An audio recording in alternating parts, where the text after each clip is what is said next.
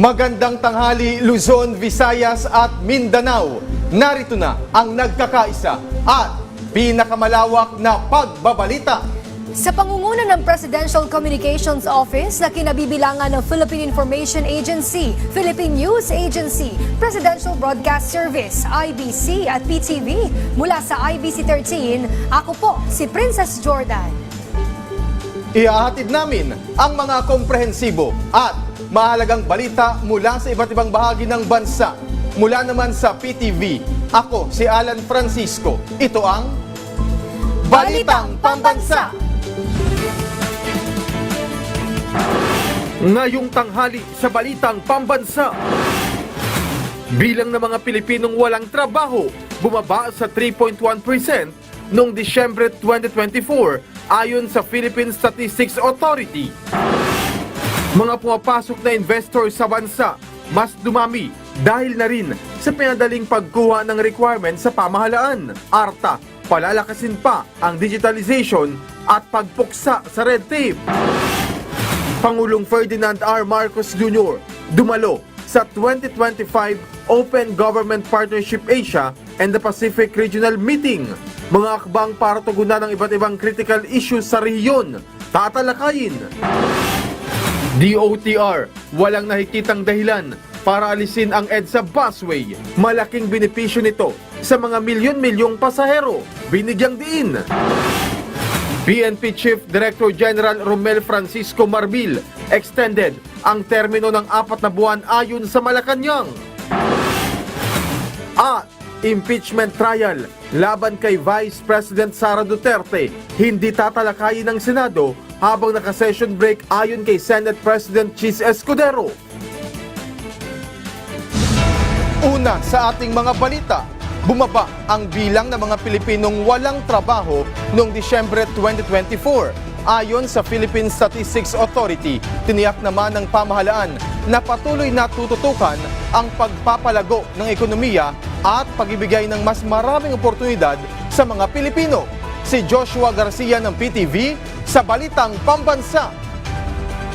Yes, Alan, batay sa huling datos ng Philippine Statistics Authority sa kanilang December 2024 Labor Force Survey, nanatili sa 3.1% ang unemployment rate sa bansa noong Disyembre 2024 o katumbas ng 1.63 milyon na bilang ng walang trabaho. Mas mababa ito kumpara sa 1.66 million o 3.2% na naitala noong nakaraang November 2024, habang tumaas ng bahagya ang employment rate sa 96.9%. Katumbas naman ito, Alan, na nasa 50.19 million na may trabaho. Mas mababa kumpara sa 50.52 million noong Disyembre 2023. Pero mas mataas sa 49.54 million noong Nobyembre 2024. Bumaba ang labor force participation rate sa 65.1% na nangangahulugang mas kaunti ang mga taong aktibong naghahanap ng trabaho. Sa kabila naman na naitala na walang trabaho sa sektor ng agrikultura at manufacturing, dumami naman ang mga trabaho sa transportasyon, konstruksyon at serbisyong publiko. Ayon pa sa datos ng PSA, pinakamarami nagtatrabaho na naitala ay sa sektor ng serbisyo na may 60.5%, habang nasa 21.3% ang nasa agrikultura at 18.3% sa industriya. Kasabay dito, bumaba naman ang underemployment sa 10.9%. Kaugnay nito, patuloy na tinututukan ng pamahalaan ang takbo ng ekonomiya para mas mapabuti pa ang pagbibigay ng oportunidad sa mga manggagawang Pilipino na magkaroon ng maayos at kalidad na trabaho. At yan muna ang mga pinakuling balita. Balik sa iyo, Alan. Maraming salamat Joshua Garcia ng PTV. Dumami pa ang mga investor na pumapasok sa bansa ayon yan sa Anti-Red Tape Authority. Kasunod na rin ng mas pinadaling pagkuha ng requirements sa pamahalaan. Si Christian Bascones ng PTV sa Balitang Pambansa. Princess, bilang panata ng administrasyon ng Pangulong Ferdinand R. Marcos Jr. na pabilisin ang paglago ng ekonomiya ng bansa. Malaking bahagi ng mga programa na tumututok dito ay ang pagpaparami ng mga namumuhunan sa bansa. Kung kaya target ng pamahalaan na lalo pang pabilisin ang sistema ng pagpaparehistro at pagkuha ng mga permits ng mga negosyo sa bansa at mas makaakit rin ng mga foreign investors na magtayo ng negosyo sa Pilipinas. Sa isinagawang Ease of Doing Business briefing na pinangunahan ni Anti-Red Tape Authority Secretary Ernesto V. Perez na dinaluhan din ng mga kinatawan ng iba't ibang sektor at ang mga Chamber of Commerce President ng ibang mga bansa, Binigyan diin ito ang kahalagahan at naging epekto ng digitalization sa programang ito. Pinagmalaki rin ng ARTA na tumaas ang bilang ng mga negosyo sa bansa at dahil dito naging malaki rin ang pagbaba sa unemployment rate and poverty rate ng Pilipinas. Noong 2024, mayroong 59,095 corporations at 16,257 sole proprietor ang mabilis na nairehistro dahil sa digital system. Sa pamamagitan rin ng complaint system na kanilang inilunsad, mas mapapalapit ang ARTA sa mga negosyong may reklamo sa mga proseso at magiging bukas sa mga suwestyon. Alan? Maraming salamat Christian Bascones ng PTV.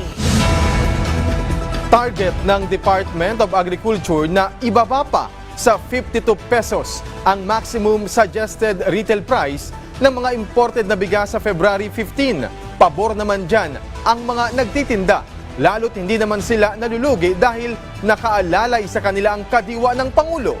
Si Vel Custodio ng PTV sa Balitang Pambansa.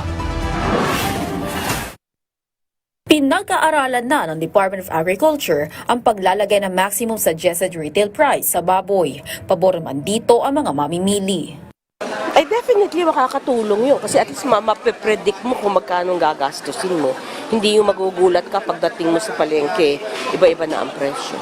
Oo, para hindi naman kawawa yung mga maliliit yung kinikita sa araw-araw. Nakatakdang i-anunsyo ang MSRP ng baboy sa oras na matapos sa pag-aaral ng DA. Samantala, ibinaba pa sa 55 pesos ang MSRP ng 5% broken imported rice mula sa dating 58 pesos. Ayon sa kagawaran ng agrikultura, mahalaga ang pagpapababa sa MSRP para maibsan ang food price inflation, partikular sa mga basic commodities kagaya ng bigas. Nauna na rin sinabi ng DA na target ito ibaba pa ng 52 pesos ang kada kilo ng bigas sa February 15 at pababain pa ng hindi lalagpas sa 49 pesos simula March 1. Pabor naman ng mga vendor sa pagpapataw ng MSRP sa bigas. Hindi naman aniya sila palugi, lalo na't nakaalalay naman ang kadiwa ng Pangulo na nakadaragdag din sa kita ng empleyado ng bigasan.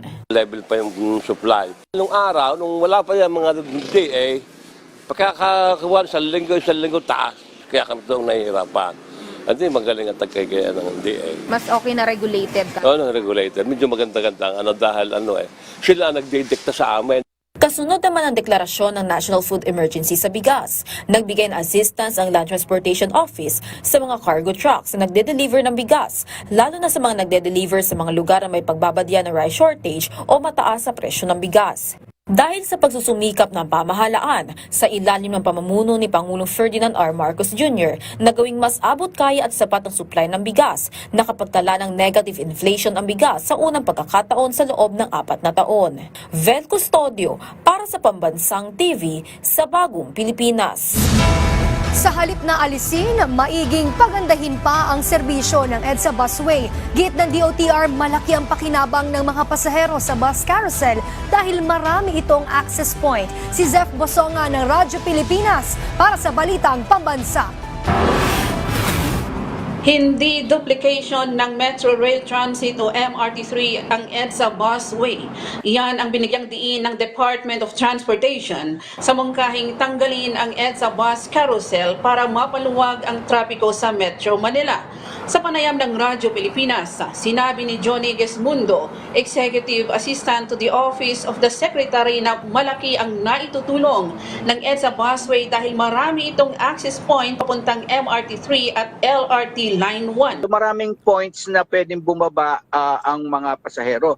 Yung manggagaling ng PITX, pwede siyang sumakay ng MRT dyan sa Taft Avenue. Pero kung ang destination niya ay malapit sa Caloocan, hindi na yun sakop ng MRT3, kailangan mag-busway siya. At dahil mas mahaba ang ruta ng busway, marami rin ang nakikinabang sa serbisyo nito.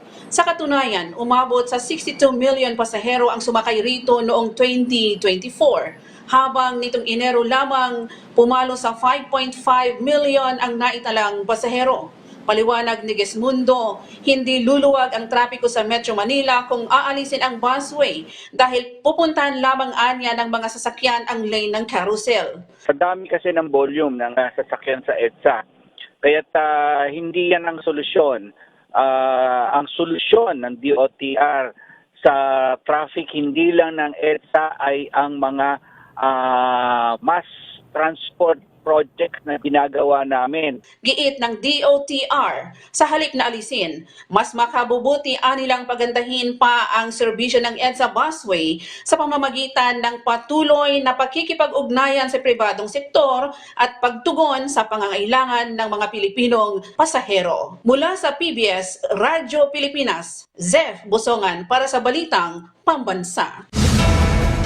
Aminado ang MMDA na kailangan pang sumailalim sa masusing pag-aaral bago tanggalin ang EDSA bus lane para mapataas ang kapasidad ng MRT-3. May balitang pambansa sa Isaiah Mirafuentes ng PTV. Kinukonsidera ng Metro Manila Development Authority o MMDA ang pagtatanggal ng EDSA bus lane. Ito mismo ang sinabi ni MMDA Chair Romando Artes para raw mapataas ang kapasidad ng MRT-3. Makaka-free up po tayo ng space sa EDSA. Imagine niyo one additional lane na magagamit ng mga sasakyan. Hindi naman po dahil car-centric tayo, pero definitely makakapagpaluag po yan. Pero sabi pa ni Artes, kinakailangan pa ng masusing pag-aaral bago ito ipatupad. Hindi po papayag kasi po mas madali po. Maharap po siyang LRT, mas convenient po sa mga commuter. Siyempre ako as a commuter, hindi rin naman ako pabor dun kasi yung since may alternative, siyempre may alternative vehicle use tayo, pero since yung I'm a commuter, kailangan ko rin yung bus, and since madali siyang gamitin. Mahihirapan na naman po tayo sa pagbabiyahe na naman po. Bilang commuter po, ayun po yung sa akin po. Sa ko lang po. Wala pa silang possible date kung kailan ito mangyayari. Pero ayon sa Department of Transportation, naniniwala sila na ang EDSA busway pa rin ang isa sa pinaka-epektibong transportasyon. Noong 2024, umabot sa 63 milyon ang naserbisyo ng EDSA bus lane at nasa 177,000 ang average passengers nito kada araw. Samantala, tuto ng palasyo kaugnay sa planong pagpataw ng congestion charge sa mga motorista. Ito yung uri ng babayaran na kapag pumasok ka sa isang lungsod ay kailangan mo nang magbayad. Ito raw kasi ang nakikitang solusyon para maibsan ang traffic sa EDSA. Para sa Pangulo, kailangan munang maayos ang public transportation sa bansa bago magpatupad ng congestion charges. Nangangahulugan ito na malabo bang maipatupad ang mungkahing ito at mangangailangan pa ito ng masusing konsultasyon at pag-aaral. Mula sa PTV, Isaiah Mirafuentes, Balitang Pambansa. Pinahaba ni Pangulong Ferdinand R. Marcos Jr. ang termino ni Philippine National Police Chief Police General Romel Francisco Marbil ng 4 na buwan. Epektibo bukas sa araw ng kanyang pagreretiro. Batay sa isang memorandum na nilagdaan ni Executive Secretary Lucas Bersamin, pinahaba ang paglilingkod ni Marbil sa gobyerno lagpas sa mandatoryo nitong edad na pagreretiro na 56. Matatandaan, binigyan din ng Department of Interior and Local Government na kailangang pahabain ang termino ni Marbil para matiyak ang maayos na pagpapatupad sa seguridad at kapayapaan sa harap ng nalalapit na halalan 2025.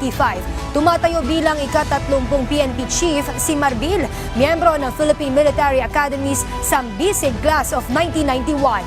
Nakuha niya ang pinakamataas na posisyon sa pulisya noong April 1, 2024. Ipinakita ni Marbil ang mariing pagpapatupad sa batas at pagpigil sa krimen. Nagsimula na kahapon ang ika-6 na Multilateral Maritime Cooperative Activity o MMCA ng Pilipinas, Australia, Japan at Estados Unidos na sinasagawa sa exercise box sa West Philippine Sea. Ayon kay General Romeo Browner Jr., layunin ng aktibidad na palakasin ang pagtutulungan at interoperability ng puwersa ng mga kalahok na bansa. Binigyang diin ni Browner na ang MMCA ay alinsunod sa international na batas na nagsusulong ng malayang paglalayag at paggamit ng dagat ayon sa UNCLOS. Naniniwala si Pangulong Ferdinand R. Marcos Jr. na dapat ding konsultahin ang publiko kaugnay sa pinaplanong gawing alas 7 ng umaga hanggang alas 4 ng hapon ang pasok sa mga tanggapan ng pamahalaan. Si Alvin Baltazar ng Radyo Pilipinas sa Balitang Pambansa. Mahalaga para kay Pangulong Ferdinand R. Marcos Jr. na makuha ang pulso ng transacting public patungkol sa panukalang gawing alas 7 ng umaga hanggang alas 4 ng hapon ang pasok sa government offices. Ito'y sa gitna ng layuning makatulong sa pagpapaluwag ng trapiko sa Metro Manila sa pamamagitan ng mas maagang oras ng pasok at uwian.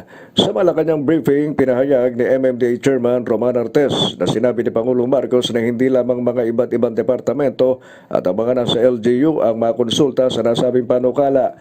Kaya sabi ni Artes, sila na ang nagsabing kailangan pa ng masusing pag-aaral at konsultasyon na kung saan ay isasama na nila ang publiko na may mga ginagawang transaksyon sa iba't ibang ahensya at departamento. Sa ganitong paraan, ayon sa MMDA Chief ay mas matitiyak na ang datos na kinokolekta, ginagamit o sinusuri ay kumakatawan sa iba't ibang sektor ng lipunan at isinaalang-alang ang lahat ng grupo. Pursuant na rin po sa sinabi ng ating Pangulo na hindi lang dapat kami yung kinukuwang data, kung hindi pati yung mga transacting public. So, yan pa ay gagawin natin sa mga susunod na mga buwan. Ipinunto ni Chairman Artes na kung maisasakatuparan ang nasabing panukala ay marami ng mga commuters ang maiaalis sa panahon ng peak hours ng traffic na anyay malaking kaluwagan din sa public transport system. Naipatupad na anya nila ito sa MMDA mismo na ayon kay Artes ay gusto at pinaboran ng kanilang personnel. Ang dahilan, mas nakakauwi sila ng mas maaga gayong hindi anya sila nasasapol ng traffic lalo-lalo na sa bandang hapon. Mas gusto po ng aming mga empleyado dahil mas nakakauwi sila na mas maaga. Dahil hindi po nila nasasapol yung traffic, lalong-lalo na sa hapon. Dahil 4 out na sila, before po mag-build up ang traffic ng 5 o'clock, sila po ay nakakalagpas na doon sa traffic at mas nakakauwi po sila na maaga. Umaasa ang MMDA na sa loob ng taon ay may patutupad na ang 74 adjusted government hours para sa mga kawani ng pamahalaan. Kung sapat na niya ang hawak nilang data para patunayang may improvement sa traffic, partikular na sa major roads, ang implementasyon ng 74 na pasok ng mga government employees ay irerekomenda na nila kay Pangulong Marcos na ito'y maikasana. Para sa Balitang Pambansa, Alvin Baltasar ng Radyo Pilipinas. Dumalo si Pangulong Ferdinand R. Marcos Jr. sa Open Government Partnership Asia and Pacific Regional Meeting ngayong araw. Tatalakayin dyan ang mga pagtugon sa iba't ibang kinaharap na hamon sa bawat rehiyon sa bansa. Si Clazel Pardilla ng PTV sa Balitang Pambansa. Clazel. Alan, bukas at tapat na pamamahala. Yan ang direksyon ng administrasyon ni Pangulong Ferdinand R. Marcos Jr. na kanyang binigyan diin sa Open Government Partnership o OGP Asia and Pacific Regional Meeting ngayong araw. Pilipinas ang host sa OGP, international gathering at inisyatiba na layong gawing transparent, accountable at mapahusay ang pagseserbisyo ng gobyerno sa publiko sa pamamagitan ng kolaborasyon at aktibong pakikilahok ng mga civil society group sa pagbuo ng mga polisiya, proyekto at programa ng pamahalaan. Sa ilalim ng Bagong Pilipinas, ibigay ng punong ehekutibo ang mga hakbang ng pamahalaan na sumasalamin sa open government. Kabilang na alan ang pag-detalay sa mga ahensya ng gobyerno upang maalis ang mga paulit-ulit na gastos, maitama at mapangasiwaan ng maayos ang kita, gastos at kabuang pondo ng pamahalaan. Isinabatas din ang bagong Government Procurement Act na nag-require na isasliko ang paglalabas ng impormasyon sa mga binibiling produkto o serbisyo ng gobyerno para maiwasan ang korupsyon. Lahat ng ito ay naayon sa direksyon ng Bagong Pilipinas na isulong ang bukas at responsableng pamamahala. Sa bisa na rin ng Executive Order No. 31 na inilabas ng Presidente noong 2023 o yung pag-institutionalize ng Philippine Open Government Partnership. Dahil dyan, Alan, ay nagbunga ito ng pagkakasungkitang Pilipinas bilang ika-13 sa isang daang bansa na nangunguna pagdating sa pampublikong partisipasyon sa Timog Silangang Asya. Alan, magtatagal ang OJP hanggang bukas, kalahok ang nasa 4,000 kawani ng gobyerno, leader ng mga civil society at policy makers mula sa iba't ibang bahagi ng mundo. Tampok ang mga high-level meetings, breakout sessions at side events na tatalakay sa ekonomiya, pagsukol sa korupsyon at digitalization. Yan na muna ang pinakahuling balita. Balik sa iyo, Alan. Maraming salamat, Lazel Pardilla ng PTV. Ikinasa na ng Philippine Economic Zone Authority at Bureau of Corrections ang kasunduan para sa Palawan Mega Economic Zone kung saan libu-libong ektaryang lupa mula sa Iwahig Prison sa Puerto Princesa ang ilalaan para sa proyekto. Si Rachel Ganasyal ng PIA sa Balitang Pambansa. Lumagda sa isang Memorandum of Agreement ang Philippine Economic Zone Authority at Bureau of Corrections para sa pagdevelop sa Palawan upang maging mega economic zone sa bansa. Sa naging kasunduan ni PEZA Director General Tereso Panga at Bucor Director General Gregorio Pio Katapang Jr., maglalaan ang inisyal na 2,000 hektaryang lupain mula sa Iwahig Prison and Penal Farm sa Puerto Princesa para maging Palawan Mega Economic Zone o PMEZ. Ayon kay Katapang, nilalayon na maging clean, green at technology-driven ang Mega Ecozone alinsunod sa PEZA Eco-Industrial Framework. Nais din na maisamang lalawigan sa Luzon Economic Corridor. Nakikita naman ni Panga ang Ecozone bilang instrumental sa pagkikayat ng mga papausbong at high-value industries gaya ng electric vehicle production, advanced manufacturing, green ores processing, nanotech, knowledge-based and AI-driven industries, medical-related industries at blue industries. Pumasok sa Memorandum of Understanding ang dalawang ahensya kamakailan. Tinitingnan na maiproklama ang Palawan na Mega Ecozone ngayong taon at maging operational bago matapos ang termino ni Pangulong Ferdinand Marcos Jr. sa 2028. Naniniwala ang PEZA na ang pagkakaroon ng whole-of-government approach ay daan sa bithiing gawing ecozone ang bansa para sa inklusibo at sustainableng pag-unlad para sa bagong Pilipinas. Mula sa Philippine Information Agency Mimaropa, Rachel Ganasyal para sa Balitang Pambansa. Tuloy na ang konstruksyon ng New Cebu International Container Port. May Balitang Pambansa si Jessa Agua Ilanan ng Radyo Pilipinas, Cebu.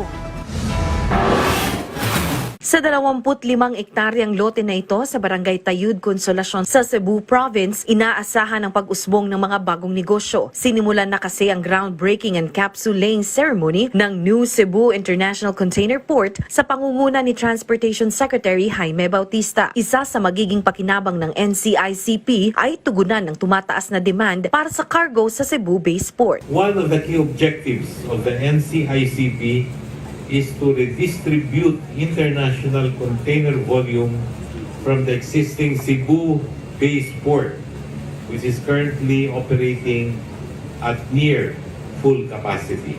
Bahagi rin ng 16.93 billion pesos na proyekto ang pagkakaroon ng 5 K-crane para mabilis pa ang pagtanggap at paglipat ng mga kargamento. Pupondohan ng NCICP ng loan mula sa Export-Import Bank of Korea o KEXIM na aabot sa 9.6 billion pesos habang maglalaan naman ang pamahalaan ng 7.2 billion pesos. Once completed, the New Cebu International Container Port will feature a longer berth and a wider container yard, significantly increasing the operational capacity of the Central Visayas main cargo gateway. Inaasahang matatapos ang konstruksyon ng bagong pasilidad sa kalagitnaan ng 2028. Mula PBS Radyo Pilipinas Cebu, Jessa Agua Ilanan para sa Balitang Pambansa. Tiniyak ni Senate President Chis Escudero na walang impeachment trial na mangyayari habang on break ang kanilang kapulungan. Ayon kay Escudero, susunod siya sa nakasaad sa saligang batas at sa kanilang ruling. Iginiit nito na sa pagbabalik sesyon nila sa Hunyo, maaksyonan ang impeachment case laban kay Vice President Sara Duterte. Sasamantalahin umano nila ang panahon para pag-aralan at ayusin ang kanilang impeachment rules na hindi pa na-update mula noong impeachment trial kay dating Chief Justice Renato Corona at maraming butas na dapat resolbahin. Missing link sa ginawang investigasyon ng Senado noong isang taon hinggil sa mga namimeke ng Philippine documents ng mga foreign national. Nahuli na ng PAOK si Lawrence Tanhoco ng Radyo Pilipinas para sa Balitang Pambansa. Lawrence? Princess, arestado na ng mga operatiba ng Presidential Anti-Organized Crime Commission o PAOK ang dalawang individual na kinilalang sina Rosalie Bermas Bolaños at Jaives Polong Nobleta na empleyado ng JRB Travel and Consultancy Services Incorporated. Ito ay matapos makarating ang sumbong sa pamunuan ng PAOK ang reklamo ng dalawang asawa o partner ng mga dating POGO workers na hinihingan sila ng malaking halaga ng salapi ng dalawang mga sospek para mawala sa blacklist ng Bureau of Immigration ang kanilang mga partners. Ayon kay PAOK Executive Director Yusek Gilbert Cruz, nagsagawa sila ng entrapment operation sa naturang agency at dito na niya tumambad sa kanila ang isang katerbang questionabling genuine documents mula sa iba't ibang ahensya ng Pilipinas. Paliwanag ni Cruz, ito ang posibleng missing link sa ginawang investigasyon ng Senado noong isang taon sa kaso ni Alice Go kung saan ipinagtataka ng mga mambabatas kung paano nakakakuha ang mga foreign nationals ng mga genuine Philippine documents. Dahil dito ay maharap sa patong-patong na kaso ang nasabing mga suspect gaya ng robbery, extortion, usurpation of authority, estafa at grave coercion. Mula sa Radyo Pilipinas, Lawrence Tanhoco para sa Balitang Pambansa. Maraming salamat, Lawrence Tanhoco ng Radyo Pilipinas. Samantala, abangan sa Bagong Pilipinas ngayon. Ilalatag naman ni Bureau of Corrections Chief, Director General PIO Katapang o Pio Katapang ang mahalagang impormasyon hinggil sa 2024 Performance Report ng Bucor. Tatalakayin din niya ang iba pang programa ng ahensya ngayong 2025. Susunod na po yan, kaya tutok lang dito sa inyong pambansang TV, ang PTV. At dyan po nagtatapos ang 30 minutong ulat sa bawat sulok ng bansa. Samahan nyo kaming muli mamayang alas 6 ng gabi para sa updated at pinalakas pang balitaan. Mula sa PTV, ako si Alan Francisco. Ito ang pinalawak na puwersa sa pangunguna ng Presidential Communications Office kabilang ang Philippine Information Agency, Philippine News Agency, Presidential Broadcast Service, IBC at PTV. Mula sa IBC 13, ako naman po si Princess Jordan, hatid sa inyo ang komprehensibong paghimay sa mahalagang usapin dito lang sa Balitang Pambansa.